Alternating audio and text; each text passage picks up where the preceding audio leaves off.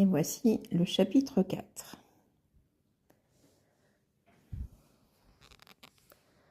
J'avais ainsi appris une seconde chose très importante. C'est que sa planète d'origine était à peine plus grande qu'une maison.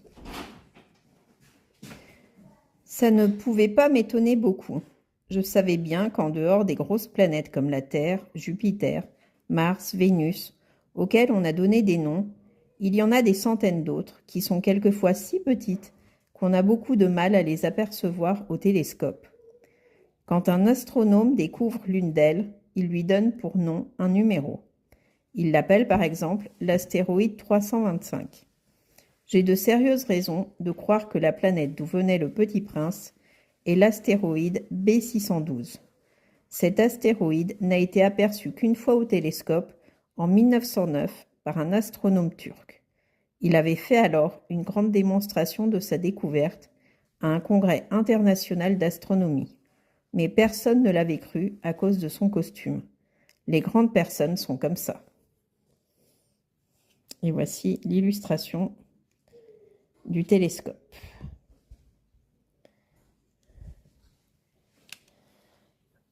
Heureusement, pour la réputation de l'astéroïde B612, un dictateur turc imposa à son peuple, sous peine de mort, de s'habiller à l'européenne. L'astronome refit sa démonstration en 1920, dans un habit très élégant. Et cette fois-ci, tout le monde fut de son avis.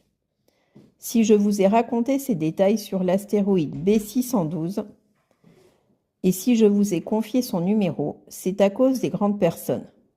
Les grandes personnes aiment les chiffres.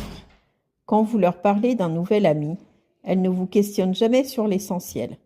Elles ne vous disent jamais « Quel est le son de sa voix ? Quels sont les jeux qu'il préfère ? Est-ce qu'il collectionne les papillons ?» Elles vous demandent « Quel âge a-t-il ? Combien a-t-il de frères ?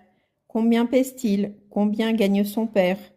Alors seulement elles croient le connaître. Si vous dites aux grandes personnes « J'ai vu une belle maison en briques roses, avec des géraniums aux fenêtres et des colombes sur le toit », elles ne parviennent pas à s'imaginer cette maison. Il faut leur dire « J'ai vu une maison de 100 000 francs ». Alors elles s'écrient « Comme c'est joli !» Ainsi, si vous leur dites la preuve que le petit prince a existé, c'est qu'il était ravissant, qu'il riait et qu'il voulait un mouton. Quand on veut un mouton, c'est la preuve qu'on existe. Elles hausseront les épaules et vous traiteront d'enfant.